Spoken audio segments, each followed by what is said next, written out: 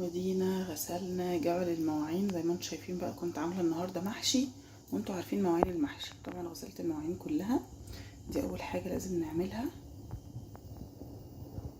بصوا بقى زي ما انتم شايفين شكل البوتاجاز بتاعي عامل ازاي، برضو من طرطشه الزيت وكله بقى وقهوه فنعمل كل ده مع بعض دلوقتي. بس طبعا اول حاجه عملتها قبل ما اغسل المواعين وقبل ما نعمل اي حاجه وننسى، بشغل الغساله تمام، وبعدين تبتدي بقى تخلص مع نفسها. يعني بصوا هي اهي تقريبا ساعه مثلا. كنا مثلا خلاص يعني انا دلوقتي انا شغلتها وبعدين غسلت المواعين وهعمل بوتاجاز، هتكون هي يا دوبك قربت تخلص. شيل بقى الحاجات دي في التلاجة. طبعا ايه محشي بقى وسايبين كل حاجة على الرخامة، هنفضي كل الحاجات دي نحطها مكانها في التلاجة، والترش ده والليمون.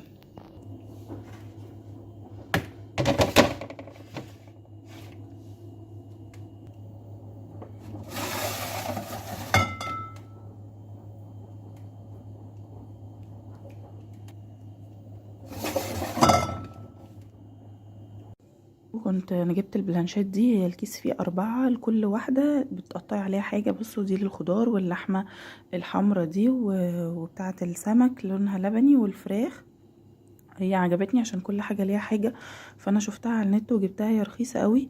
كانوا بيقولوا ان هي السكينة مش بتعلم فيها وان هي جامدة، البلاستيك بتاعها جامد. لا، هي البلاستيك بتاعها مش جامد والسكينة بتعلم فيها، بس شغالة تمام على قد سعرها يعني. انا كده خلاص كنت خلصت المواعين وعملت البوتاجاز. بصوا المواعين خلصت البوتاجاز خلاص. كنت بغلي لبن عشان ايه بسيبه يبرد، وتاني يوم مثلا بيبقى بحب انا احوش القشطه جدا، فبسيبه يبرد بحطه في التلاجة، وتاني يوم قبل ما ناخد منه تبقى عمل طبقه قشطه تخينه كده، باخدها وبشيلها في علبه في الفريزر. بس طبعا حكايه القشطه دي بتختلف من لبان للتاني، يعني لازم تجيبه من مكان موثوق فيه علشان يبقى اللبن ريحته حلوه وطعمه حلو يعني، وبيعمل قشطه كده كويسه. طبعا زي ما انتم شايفين انا امبارح كنت عامله محشي وفضل كده شويه رز، جبت فلفل وكان فاضل بقى شويه ورق كرنب، فهقعد احشيه ونعملها برضو اكله النهارده، وكده خلاص ما يبقاش ورانا حاجه تاني. اهو الفلفل بقى ايه، انا هحشي الورق اللي فضل من امبارح، طبق صغير كده هيعمل لي حله صغيره ومعاه الفلفل ده. ما جبتش فلفل كتير، جبت كمان برتقان.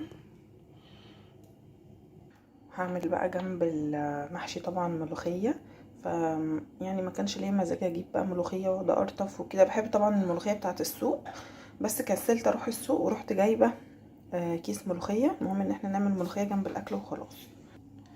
وكمان كانت الغساله خلاص خلصت، خدت الغسيل ونشرته وهفتحها بقى تتهوى، عشان زي ما انتم شايفين عامله بخار. انا كنت عاملاها على 40 لاني كنت حاطه حاجات فاتحه، مش لبس ابيض. اللبس الابيض طبعا بحطه يعني زي ما بقول لكم، اللبس الفاتح في اصفرات موفات فاتحه حاجات زي كده بعمله على 40. طبعا اللبس الابيض خالص بعمله على 60، بس برضو فيه شويه بخار. هفتح بقى الحله امسحها كده بفوطه نظيفه وهفتح الباب عشان تتهوى كده والبخار ده يروح. شفتوا بقى دي تاني مره اغسل معاكم مواعين النهارده. المواعين كائن حي مش بيخلص بيتكاثر. اهو دول كده الحاجات اللي انا استخدمتها دلوقتي. شربت نسكافيه وعملت ولفيت بقيه المحشي، فعايز لازم نغسل اول باول عشان ننجز. تعالوا نشوف دلوقتي هنعمل ايه تاني. خلاص النهارده اليوم كان متعب جدا زي ما انتم شايفين، محشي واي نعم تاني يوم للمحشي، بس برضو اسمه محشي وغسيل مواعين، والبوتاجاز اديكوا شفتوا كان عامل ازاي وبقى عامل ازاي.